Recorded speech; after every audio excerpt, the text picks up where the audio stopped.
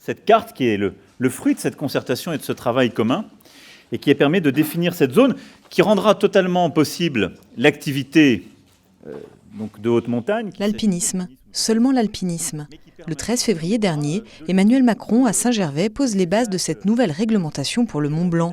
Le 1er octobre, en présence de la secrétaire d'État à la biodiversité, l'arrêté préfectoral de protection des habitats naturels est signé. Une zone de 3100 hectares, 12% de la zone classée du massif du Mont Blanc, est désormais soumise à une réglementation plus stricte. On ne pourra plus venir en masse, donc venir dépasser la capacité d'accueil des refuges du camp de base de Tête-Rousse.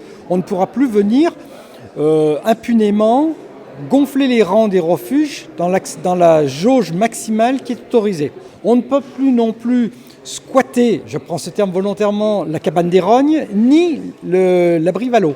On ne pourra plus emmener non plus n'importe quoi au Mont Blanc. Une véritable victoire pour Jean-Marc Peyex qui monte au créneau depuis 17 ans sur des incivilités répétées au niveau de la voie normale du Mont Blanc. C'est très beau ce qui s'est passé aujourd'hui pour le Mont Blanc. Le préfet a fait un arrêté positif. Il n'a pas dit ce qui était interdit. Il a dit ce qu'on voulait qu'il y ait d'autorisé dans ce magnifique massif du Mont Blanc.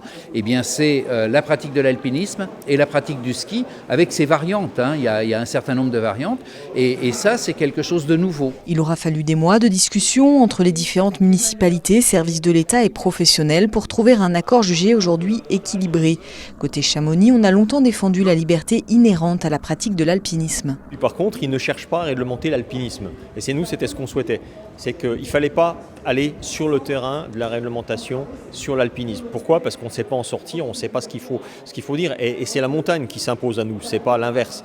Et voilà, donc ça, par exemple, le bivouac qui était un vrai sujet, parce qu'on considère nous que le bivouac qui fait partie de la pratique de l'alpinisme continue à être autorisé sur les voies côté Chamonix-Art. Et puis on ne limite pas, on ne dit pas tiens voilà, il faut obligatoirement être 3 par cordée. Quand il y a des raisons de sécurité, quand il y a du brouillard, quand il y a des gens qui sont perdus et qu'un guide doit prendre sur sa corde d'autres personnes, eh bien ça reste autorisé. Donc je pense qu'on est revenu à un meilleur équilibre. Des règles qui pourront évoluer.